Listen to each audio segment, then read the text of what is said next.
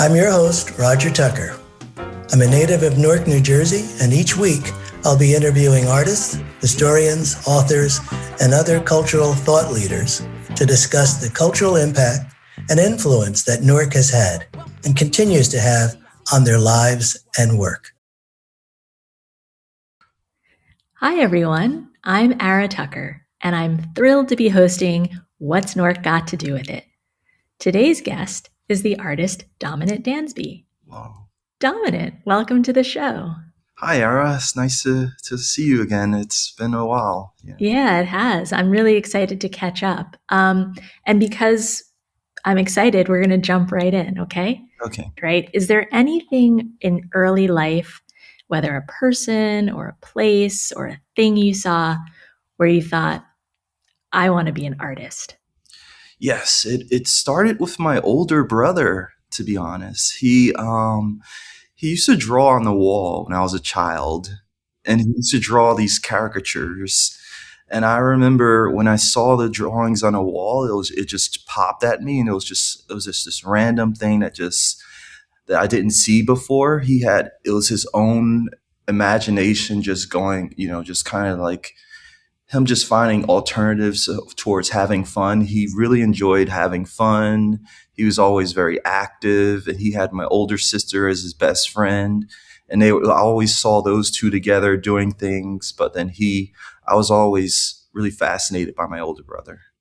All right. What's the age difference? How old was he when 4 you? years older than me. My older sister's 3 years older. Okay. So they were a year apart in age. So they were really close. Okay. And when you saw him drawing on the wall, was that something that was that allowed in your house to like draw on the walls? No, it wasn't. But, my parents were so fascinated by his abilities that he got away with doing that. And he also, they really encouraged him. They were always so lit up when it came to his abilities. And we were all fascinated by him.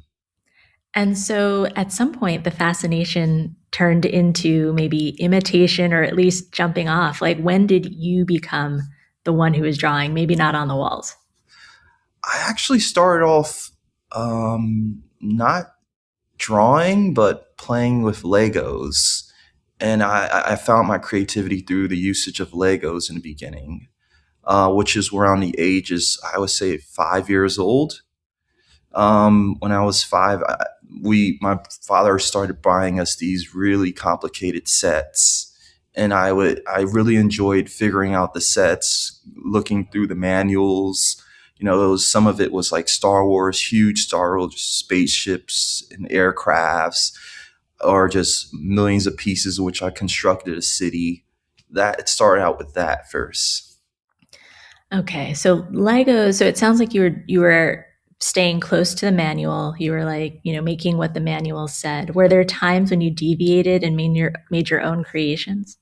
Yes, when it came to like the standard sets where it was just lots and lots of pieces, we also had that. And my mother actually took a few videos of me playing with Legos, because she realized I would just sit and be focused on them for a really long time. She thought that was odd for like a 5 or 6 year old to be so focused. Yeah. When you were in that state of focus, did you experience it as focus, or were you just making stuff? I experienced it as focus. There was periods I definitely had, when I'm producing work, there's periods where you just push through. It becomes like this muscle where you're trying to challenge yourself, but within the challenge, it becomes a muscle of endurance to see how long you can endure pushing through an idea. And I felt that. I go through that process a lot with my work, where I try to do different processes that require consistency for long duration. And so I'm very familiar with that feeling. And I definitely I can recall feeling that when I was younger. And I was perfectly fine with it. Yeah. I mean, we can talk about your process today, because when one looks at your work, it feels like there is definitely focus. There is definitely a manual that you're following in your head. But like, can you walk me through, let's take collage, right? Can you walk Yes. me through how one of your collages comes into being? Well, I have a lot of different ideas in my head about ways to process things. It's all about process for me. Art is in some ways spiritual for me as well.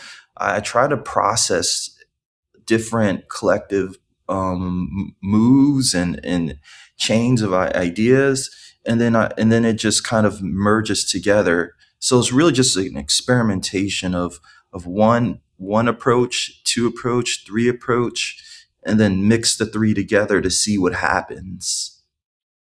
That's how I see it. It's just these steps. So if I sort of try to unpack that, are they steps that are like intentional, like you can see moves ahead of time, or is it improvisational? I can see it in my head ahead of time. What's improvisational is the cause and effects of things, where there's been some steps that I've done, and when gravity takes hold, or when you find out the medium, the glue or the matte medium or whatever medium you're using, how they affect each other, is it. The steps are clear, but how they affect each other is not clear. So that's like the chemistry version of it. We find out about how things pair. It's like alchemy. It's like Yes. yeah. I wonder, I mean, some folks have talked about jazz when they see your work. How does that resonate for you? Jazz was one of my great influences. The first album I found was Round Midnight from John Coltrane, and no, from Miles Davis, and also Giant Steps from John Coltrane. Those two albums were the first albums I found, and it felt very visceral for me. It felt spiritual. I remember looking at the album covers and looking at the images and feeling this very mysteriousness to the people, and I developed a very strong connection and a strong admiration for their discipline and the process that they were involved in the long, and then it just kept. I kept discovering new artists through one person, through the other person, and I felt a deep connection to how, and a respect and a reverence for their crafts. The that reverence and the influences, are there artistic influences as well? Yes, because in some ways, I can understand the minds of the musicians through how they're crafting air, how they're crafting rhythm to create their paintings. And for me, it's not too different than me crafting air and manner in which I create my paintings. So when I'm sculpting, I usually lay things on the floor a lot. I use compression of objects to keep things down from lifting up. But so I see the way I see the space is similar to how I see their music. The space that I craft is not too different than the space they craft through sound. Do you listen to music when you're working? Absolutely. Or sometimes while working, sometimes in between. Sometimes I'll focus. I'll watch. I'll listen to podcasts while I'm working. I like to multitask a lot. Um, I do perceive production as a muscle, so I try to get as much work done every day as I can, especially when it comes to really big ideas.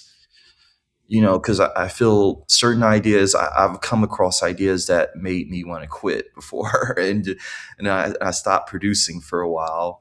But then, what it gives back to me is the energy, the inspiration. You feel strong. You feel like you can create your own legacy. Ooh, I like that. So if you're in the process of creating your own legacy, tell me more about that. I have so many dreams and visions in my mind about bigger ideas that I have no idea how to approach. I feel like I've only covered 30% of my ideas, and I have so many of them. And I perceive art as culture, and history. And within that, I want to create something that really moves and impacts people and that can reach as many people as possible through the love of life, the love of life, the love of through the wonders and how the wonders of life and how we want to imitate that through some type of process, our experience of life through some type of process. You've mentioned, sort of the spiritual, the life, as influencing coming into the studio. Do you have a sort of mindfulness practice? Like, how does spirituality or nature, how does that influence either how you work or what you make? I sometimes meditate in between producing work. Well, not sometimes, every day. I've been meditating since I was 13, and I do that practice of sitting crisscross, and it's a lot of times until my legs hurt, until how the blood in your legs shoot up to your root chakra or other areas of your body. But if you cut off your blood in your legs from sitting crisscross and meditating for too long, your legs start to hurt. That happens to me every day because I work sitting crisscross. So, and the meditation is just to keep my mind mediated, to keep me in a mediated state so that it can sharpen my focus even more. You talked about, this idea of keeping the materials, compressed and making sure things stay where they need to stay as you're making. How do you decide what kinds of materials to use in the first place? Well, a lot of materials I use has to do with the environment. It's really just me using what's available within my environment. I realized I worked as an art handler for Mana Contemporary. I worked as an art handler for Gander and White. And in all of those environments, I would use the materials from the throwaway materials from the crate shop. I would use throwaway materials from artists. I would use, when they were emptying out their storage, I would use a lot of materials from photographers. They had a lot of archival cardboard, these blue and gray archival cardboard they would use to cover up photos that were really important. And when they were sending the work to exhibitions, sometimes they would get rid of the cardboards, and I would use that for my art. I would just try to use things that can be well preserved, and strive to and just work with that. So it really is just it narrows the possibilities a little bit, but it also makes it more clear on how to approach the work when you just focus on using what's available. When you talk about using what's available, I'm reminded of that thing we talked about at the very beginning, your brother using the wall and doing these caricatures. Right. I think of what I know, and you can correct me, most of the work, when I think of your work, I think of abstraction, I think of Yes. collage. I don't think of figuration. Is that an intentional choice? Have you ever done figurative or representational narrative type painting? Yes. Particularly when I was in high school and college, but I was really inspired by my because I went to school for illustration. So illustration is very representational. I later discovered that I was more interested in things that wasn't representational through the process of illustration. And ironically, it was the head of the illustration department, Thomas Woodruff, who encouraged us sometimes to do things that were not representational to make a point. What it made me fall in love with abstraction was that the idea of just creating something that didn't exist. I wanted to open people's mind to the idea of looking at something that doesn't exist and just appreciating it for what it is. I noticed that when I went to exhibitions and I talked to people who wasn't as familiar to art, they would focus on that's a tree, that's a person, that's a dog, instead of really looking at the work and really taking it in and understanding it from a more subconscious way or a way which it doesn't have to be based on anything that they're familiar with particularly. I've always tried really hard to get people to connect to things that isn't as representational. Do you have any abstraction ancestors that you are particularly inspired by? There were people that I think that the process of me creating, there were people that have artists that I've come across that made me realize that what I was doing was very similar to what a lot of other Black artists were doing. Um, I would say person I work with, Willie Cole, he's one. His work is all based on processes. He's almost like a he's almost like a carpenter in some fashion with his sculptures because he uses tools from plumbers to woodworkers, or he uses the tools of a lot of different trades to craft the structure of a lot of his work. Sometimes it's just to craft the frame of his work before he works on top of it. He uses tools from a lot of different people. And then there's Leonardo Drew, his work. He was actually it's ironically, he was actually into animation first. So he was an animator that became a sculptor. And I was in Cartoon Allies when I was a student. So I made comic books, like he made comic books as well. I'm sorry, not animation. He was into comics before he became Leonardo Drew was into comics before he became a sculptor. And when I looked at his work and the depth of his work and how, and the materials he was using and the process of his work, I saw similarities.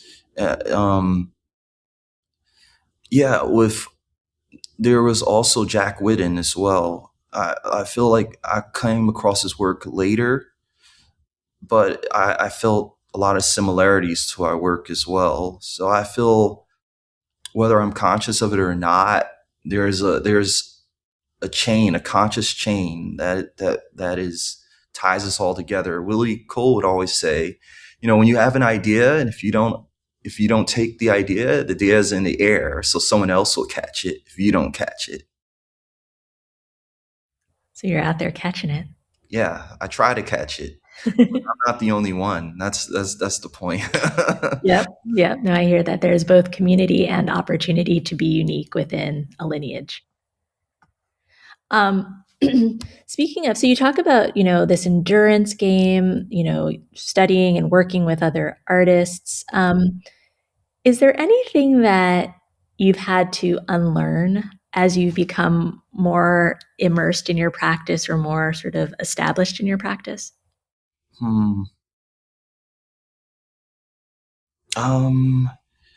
That is a good question. I'm certain there are things I had to unlearn. There are, I would say, it's the thing that I've unlearned was a lot of the practices the disciplines that I've poured into illustration. Again, the representational process direction I've went, and that's not necessarily a good or a bad thing. But I do note that I haven't been producing that as much. And truthfully, I would like to go back to doing more representational work as well. Because I remember I really enjoyed doing model drawings and taking the woman's form and drapery and looking at it as a form of abstraction and just focusing on excellence in terms of of reproducing the organic shapes and the spatial awareness, and looking at it as an art form similar to jazz, where it's like the raw material, the rawness and the essence, trying to capture the essence of their humanity, but encapsulated in a way which it becomes purely just art. And that will trigger people's mind to see the woman's figure and see the woman in a way in which is cultural, historical, and like a masterpiece. That's very interesting. When you were talking about that, I was kind of reminded, we're doing the show, What's Newark Got to Do with It? Yes. And, the city of Newark, just like you were talking about all of the things that go into a form, right? Mm-hmm. It has its own specific visual culture and history. There's jazz, Yes. there's community, there's resilience, there's all of that. Do you have a relationship to Newark or Essex County more broadly? I've really set myself up because I really resonated with being like a hermit. So I really spend a lot of time to myself, but yes, I have many friends I've associated with Newark. At one point when I used to vendor out in New York, I associated with so many people. Newark somewhat, but I never got really immersed into the community outside of the outside art fairs. When I was younger, more so in high school or college, I used to go to the outside art fairs, and I was familiar with a lot of the artists in that area. Especially like Jerry Gant. I've spoken to many times before he passed, and I got to know his personality. My mother knew who he was. There were a few people who were, I met a lot of people then within a younger community who was immersed into the art world. I met a lot of the older people who were immersed into the art world in Newark. I was very much involved, and then I moved on to Brooklyn, and then I started associating with a lot of people in Brooklyn and then Manhattan. When I was vendoring, I was part of the vendoring community there, and I got associated with like so many people across Newark that were just trying to make money through, staging their products outside of the Union Square, So yeah, New York and New Jersey, I got really immersed into different communities, and it was a beautiful experience. And it's one of those things that I hold on to dearly when I choose to go more in depthly into myself, into trying to amass bigger, grander projects, because I'm in the verge of trying to produce a bigger project after I finish this book that I've been working on for over a year now. It's like a drawing book I've been working on. Well, I'm very excited to see that. Yeah. And while we wait, the world will get to see you at the Outsider Art Fair coming up Yes. later this month. So, I know that as a writer, we're always taught once your work is out there, you can't really be in the reader's ear, right? But let's pretend you can be in the viewer's ears, eyes, body. Is there anything you want someone to take away after standing in front of one of your pieces at the fair? Well, I think I consider my work to be, I look at the work as like this, I want them to take away the idea that the work is like, it's constructural. It's very constructural, and it's about building. It's about building the energy involved in building a city, the energy involved in constructing things. And that's how I look at the work. Is I look at it as this constructural basis for as human potential. If a person with all the work that a person put into becoming a scientist, if you can visualize what that looks like in a physical form and just have it just be, seen in front of you, I would like to be them to see that in themselves, that, the process of them coming to one point to the other, if they can see what that looks like in physical form for themselves based on their own ideology, I would like them to be able to connect to it in that way. Awesome. Well, Dominant, I think that's a great way to close. Thank you so much for being here on What's Newark Got to Do with It, and looking forward to seeing your work at the fair and beyond. Thank you. Tune in next time for another conversation with our guest who will share their Newark, New Jersey cultural journey. If you'd like to share your Newark, New Jersey story, go to our website and submit your unique journey on our contact page. I'm your host, Roger Tucker. I look forward to sharing these fascinating Newark, New Jersey conversations with you sometime soon. So long and be well.